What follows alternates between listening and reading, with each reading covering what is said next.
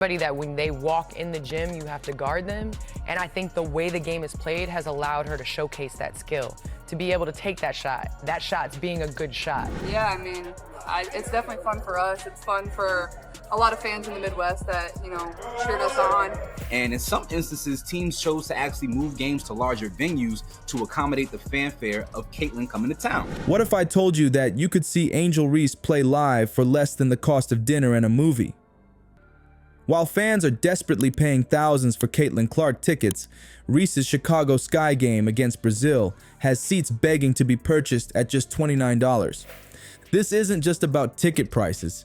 It's about the uncomfortable truth nobody in sports media wants to talk about.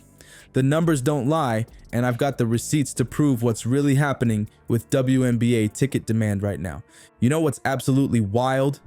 While Caitlin Clark tickets are selling for thousands, you can literally grab Angel Reese tickets right now for less than what you'd pay for dinner and a movie.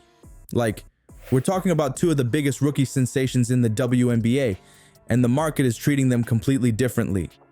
Let's break down exactly what's happening with these ticket prices. Both rookies are playing against the exact same Brazilian national team in preseason games. Yesterday, in a game in the Bahamas, UConn played for 567 people. I'm a dog. You can't teach that. I'm going to go out and do whatever it takes to win, and every single night, my teammates rely on my energy. So being able to continue the energy, even if we're down, even if we're up. Biggest draw in American sports today, CC22, Caitlin Clark Kent. That's just the truth. Same opponent. Totally different worlds when it comes to fan interest. I'm talking night and day difference that nobody in the sports media wants to acknowledge. The media has been pushing this narrative that both players are equally driving the WNBA's growth and ticket sales. But the actual numbers tell a completely different story. It's like they're living in a fantasy world where saying something makes it true, but the ticket market is exposing the real situation. Let's look at Angel Reese's tickets first. I'm literally on the ticket sites right now showing you screenshots. $29, $36, $40, $50. Tons of available seats all over the arena at LSU, her own college where she won a championship. Think about that for a second. This is supposed to be her home turf, where her fan base should be strongest, and tickets are cheaper than a tank of gas in most places. Now flip to Caitlin Clark's game against this same Brazilian team, completely sold out in 36 minutes. The cheapest resale ticket? One, they fall in love with all my players because of the way they play and the way they conduct themselves. And they go, yeah, he really is a shithead.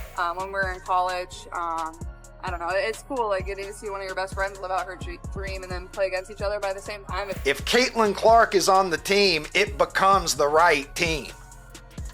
Because Caitlin Clark is on it. It's like saying Michael Jordan's not on the right team. $484, the most expensive, nearly $5,000. That's not a typo. We're talking about $5,000 to watch a preseason game. People are literally paying more to see Caitlin Clark play a practice game than they would for playoff tickets in many pro sports. This isn't just a small difference. We're talking about a 100x price gap for the exact same opponent. And this is at LSU. Literally Angel's home turf, where she should have maximum drawing power.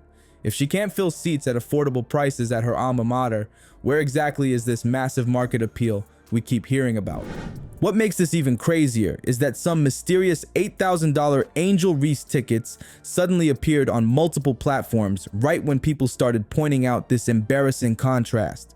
Like, come on. Nobody's buying tickets for $8,000 when there are hundreds available for under $50. It makes you wonder if someone's trying to create this illusion of demand that just isn't there. In what looks to be, you can see there's a stage. Oh my God, they're not even playing on a in a basketball gym. They're literally playing in like what looks to be an auditorium. Doing all that talking online, but when it comes to the proof, it is in the pudding. When it comes to the numbers, when it comes to the black and the white. We have a different kind of relationship. We've been through a lot of the same things. A lot of people have misconceptions about us. The timing is super suspicious too. Right when basketball fans started noticing and talking about how cheap Reese's tickets were compared to Clark's, suddenly these ridiculously priced listings appear across different ticket platforms.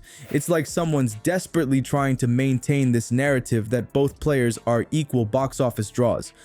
Why is Angel Reese frustrated? because the market has spoken clearly about which rookie is actually driving ticket demand, and it completely contradicts the equal impact narrative the sports media has been pushing. I'd be frustrated too if everyone kept saying I was this massive draw, but then the actual fans weren't willing to pay premium prices to see me play. Paige Beckers goes to the Bahamas, 500 people. And repeat, 500. 500 people.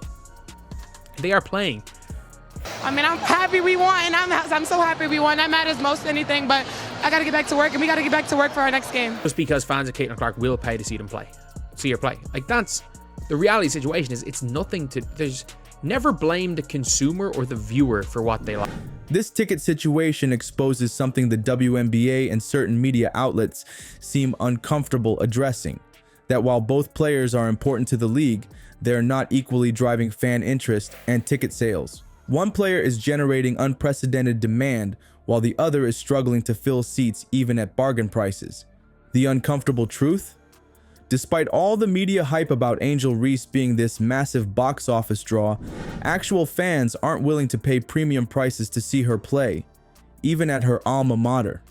And this isn't about which player is better or more deserving of attention, it's simply about acknowledging the reality of what's happening in the marketplace. Think about what this means for the WNBA's growth strategy too.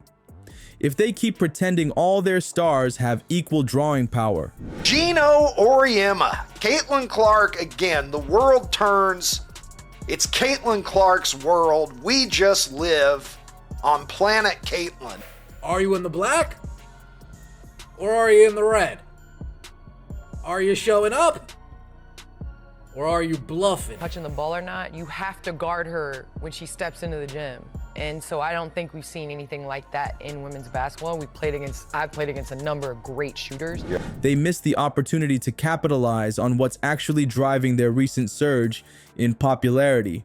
Fans are voting with their wallets, and the league should be paying attention to that. Let's get real about what's happening here. The marketplace has spoken, and it's not even close. This isn't just about ticket prices anymore. It's about the entire narrative surrounding the WNBA's growth and who's actually responsible for it. Even team owners are acknowledging the truth now.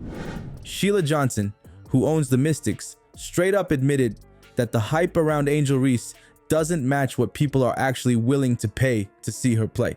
That's coming from inside the league. The silver lining? Basketball fans on a budget can catch Angel's games without breaking the bank. But this whole situation exposes something the sports media doesn't want to address.